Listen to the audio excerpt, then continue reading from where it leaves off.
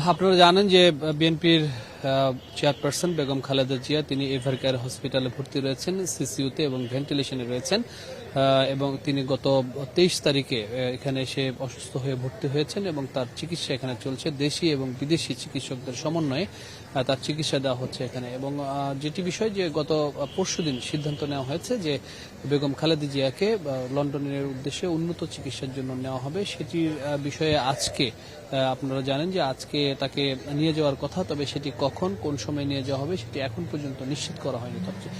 এর মধ্যে সবচেয়ে বড় খবর সেটি হলো যে যেহেতু তারেক রহমান বাংলাদেশে আসছেন না, সেক্ষেত্রে তার স্ত্রী ডক্টর জুবাইদা রহমান তিনি বাংলাদেশে আসবেন এবং তার বেগম খালেদা জিয়াকে সাথে নিয়ে যাবেন, এমনটি আমরা আসলে শুনতে পাচ্ছি। যেটি গতকাল রাতে আমরা যেটি জেনেছি যে গতকাল রাতেই হিথ্রো এয়ারপোর্ট থেকে ডক্টর জুবাইদা রহমান তিনি রওনা হয়েছেন বাংলাদেশ এয়ারলাইন্সে এবং সেটি আমরা যেটি জেনেছিলাম প্রথমে যে 9:30 নাগাদ জুবাইদা রহমান তিনি এসে পৌঁছবেন, তবে সেটি হয়তো কিছুটা সময় দেরি হতে পারে, 10:30 কিংবা 11টা নাগাদ তিনি ঢাকায় এসে পৌঁছবেন, এমনটি আমরা আসলে শুনতে পাচ্ছি। তবে মূল বিষয় যেটি হলো খালেদা জিয়া কখন যাচ্ছেন লন্ডনের চিকিৎসার জন্য সেটি এখন সকলের আসলে চাওয়া এবং সকলেই আপনারা জানেন যে গেল কয়েকদিন ধরে বাংলাদেশের সব মানুষ প্রার্থনা করছেন যে তার বিশেষ করে খালেদা জিয়া যেন সুস্থ হয়ে ওঠেন এবং তিনি যে অসুস্থ রয়েছেন সেখান থেকে সেই রোগ মুক্তির জন্য কিন্তু কামনাও করছেন বাংলাদেশের মানুষ এবং প্রত্যেকটি রাজনৈতিক দল কিন্তু ঠিক একই ধরনের দোয়া করছেন এবং সকলেই বলেছেন যে বর্তমান রাজনৈতিক প্রেক্ষাপটে বেগম খালেদা জিয়ার উপস্থিতি অনেকটাই গুরুত্বপূর্ণ। আমরা যেটি দেখেছি এখন পর্যন্ত এভারকেয়ার হসপিটালে এখানে আইন শৃঙ্খলা রক্ষাকারী বাহিনীর সদস্যরা রয়েছেন।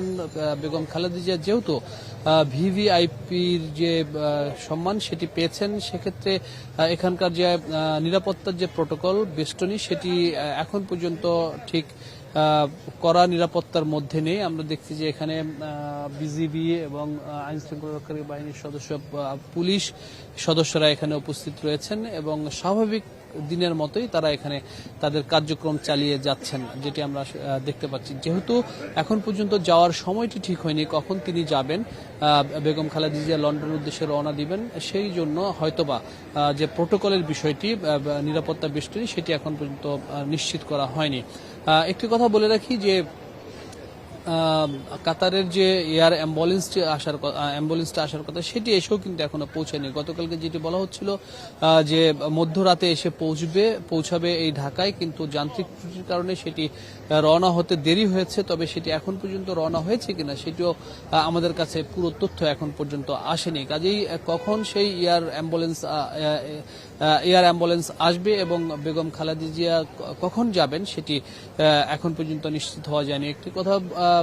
আরেকটি বিষয় সেটি হলো যে আপনারা জানেন যে বেগম খালেদা জিয়াকে এখান থেকে দুটি পদ্ধতিতে নেওয়ার যে ব্যবস্থা সেটি করে রাখা হয়েছে। বিশেষ করে এয়ার অ্যাম্বুলেন্স এখানে গতকালকে আপনারা জানেন যে গত পরশুদিনই আপনারা জানেন যে এখানে হেলিকপ্টারের যে মহড়া দেওয়া হয়েছে, যে এখান থেকে কিভাবে বেগম খালেদা জিয়াকে হেলিকপ্টারে এয়ারপোর্ট পর্যন্ত নিয়ে যাওয়ার যে ব্যবস্থা সেটিও এখানে করা হয়েছে এবং পাশাপাশি সড়ক পথে নিয়ে যাওয়ার জন্য কিন্তু একটি পরিকল্পনা রাখা হয়েছে।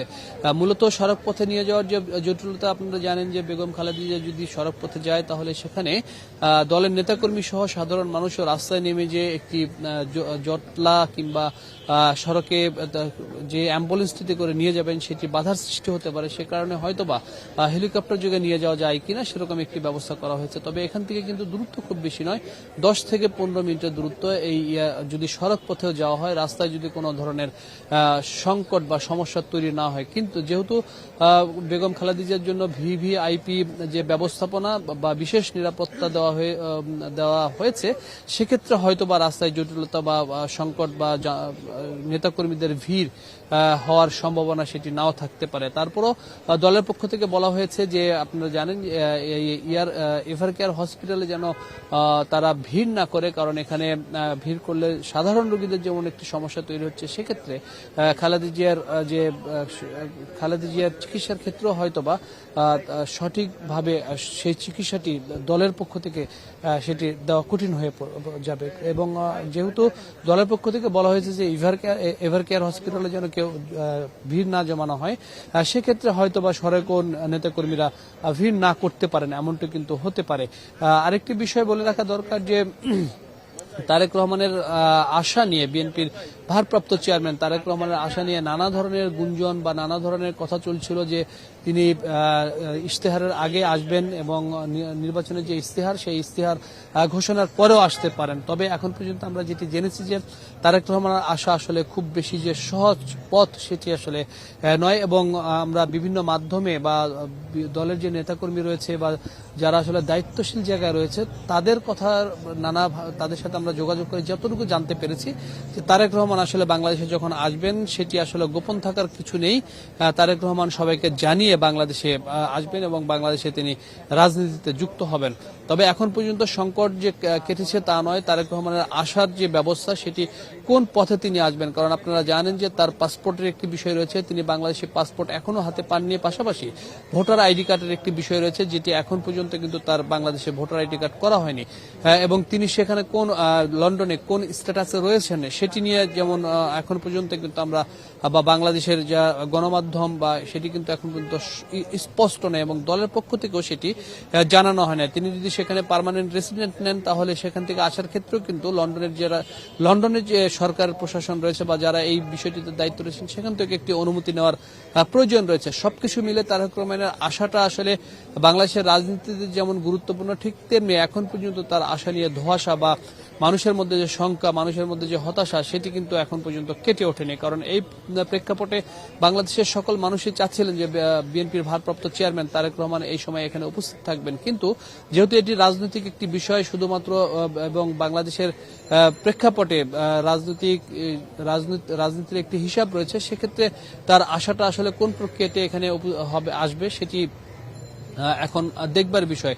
আপনারা জানেন যে বেগম খালেদা জিয়া লন্ডনে যাওয়ার পর তার চিকিৎসা কতদিন লাগতে পারে সুস্থ হতে, সেটিও কিন্তু একটি বিষয় রয়েছে। কারণ এর আগে তিনি যখন লন্ডনে গিয়েছিলেন সেখানে কিন্তু প্রায় 3 মাসের মতো চিকিৎসা নিয়েছেন। অর্থাৎ বেগম খালেদা জিয়ার যে নানা জটিল রোগ ব্যাধি রয়েছে সেটি চিকিৎসার জন্য দীর্ঘ সময় দরকার। কাজে এখনকার যে পরিস্থিতি আপনারা জানেন যে তার বর্তমান যে শারীরিক অবস্থা, সেই অবস্থা থেকে তিনি কতদিনে সুস্থ হয়ে উঠবেন, নির্বাচনের সময় তিনি নির্বাচনে অংশগ্রহণ করতে পারবেন কিনা, সার্বিক অবস্থা মিলে আসলে বাংলাদেশের রাজনীতির যেমন জটিল পরিস্থিতির মধ্যে রয়েছে, ঠিক তেমনি বেগম খালেদা জিয়ার শারীরিক অবস্থা কিন্তু সংকটাপন্ন অবস্থায় রয়েছে। এবং এই মুহূর্তে তার রাজনীতিতে ফিরে আসা, বেগম খালেদা জিয়া সুস্থ হয়ে রাজনীতিতে ফিরে আসবেন এমনটি প্রত্যাশা তবে সবাই করছেন। তবে যেহেতু তার শারীরিক অবস্থা, বিশেষ করে আমরা যতটুকু জেনেছি যে তার হার্ট এবং ফুসফুসে সংক্রমণ হয়েছে এবং নিউমোনিয়া হওয়ার একটি খবরে কিন্তু আমরা নিউমোনিয়া হওয়ারও হয়েছে, সবকিছু মিলে বেগম খালেদা জিয়া কতটা মানে স্বাভাবিক অবস্থায় আবারও আসার যে সম্ভাবনা সেটি এখন পর্যন্ত কতটা, সেটি তার ডাক্তাররাই কিন্তু আসলে বলতে পারবেন। তবে যেহেতু বিভিন্ন দেশের চিকিৎসক নিয়ে একটি বোর্ড করে তার চিকিৎসা দেওয়া হচ্ছে, সেক্ষেত্রে তিনি সুস্থ হয়ে উঠবেন এমনটি আশা করছেন দলের নেতাকর্মীরা। একটু বলে রাখা দরকার যে বেগম খালেদা জিয়া রাজনীতির যে প্রেক্ষাপট, রাজনীতির যে পথ, সেটি আসলে তার জন্য যেমন খুব বেশি সহজ ছিল না। তিনি প্রত্যেকটি মুহূর্তে তার যে রাজনৈতিক প্রতিবন্ধকতার মধ্য দিয়ে তিনি বাংলাদেশের এই পর্যায়ে এসেছেন, ঠিক রাজনীতির শেষ এই সময়ে এসেও তিনি কিন্তু তার জীবনের সাথে এখন লড়াই করছেন। অর্থাৎ তার জীবনের যে দীর্ঘ সময় সেটি লড়াইয়ের মধ্যে দিয়ে যেমন গিয়েছে, এখনটি কিন্তু ঠিক একই রকম অবস্থায় তার জীবনটা কিন্তু লড়াইয়ের মধ্যে দিয়ে তিনি যাচ্ছেন। সবকিছু মিলে বলা চলে যে বেগম খালেদা জিয়ার এখন যে চিকিৎসা চলছে সেটি উন্নত দেশি বিদেশি চিকিৎসকদের সমন্বয়ে চলছে। পাশাপাশি যেটি ডাক্তারের পক্ষ থেকে জানানো হয়েছে সেটি হলো যে চিকিৎসাটি তাকে দেওয়া হচ্ছে সেই চিকিৎসাটি তিনি নিতে পারছেন। অর্থাৎ তার শারীরিক উন্নতির জন্য যে ধরনের ওষুধ দেওয়া দরকার, সেই ওষুধগুলো যেগুলো দিচ্ছেন সেগুলো হয়তো খালেদা জিয়ার যে শারীরিক অবস্থা সেই ওষুধগুলো কাজে লাগছে, এমনটা আমরা ডাক্তার জাহিদ হয়তো সেটি বোঝাতে চেয়েছেন। তবে উন্নতির বিষয়টি যেটি বলতে চাই যে লম্বা পথ পাড়ি দেওয়ার মতো তার শারীরিক অবস্থা এখন রয়েছে কিনা সেটি কিন্তু এখন পর্যন্ত পরিষ্কার নয়। কাজেই তার যাওয়া আসলে কবে হচ্ছে সেটি এখন পর্যন্ত যেমন নিশ্চিত আমরা হতে পারিনি, ঠিক তেমনি কাতারের যে এয়ার অ্যাম্বুলেন্সটি রয়েছে সেটি এখন পর্যন্ত বাংলাদেশে এসে কিন্তু পৌঁছায়নি। সবকিছু মিলে ধোঁয়াশা কাটেনি। আমাদের দেখতে হবে বা আমরা আসলে জুবাইদুর রহমান যখন বাংলাদেশে আসবেন, পৌঁছবেন, তখন হয়তো বিষয়টি আরো পরিষ্কার হতে পারবো আমরা। এই ছিল আমার কাছে সর্বশেষ খবর।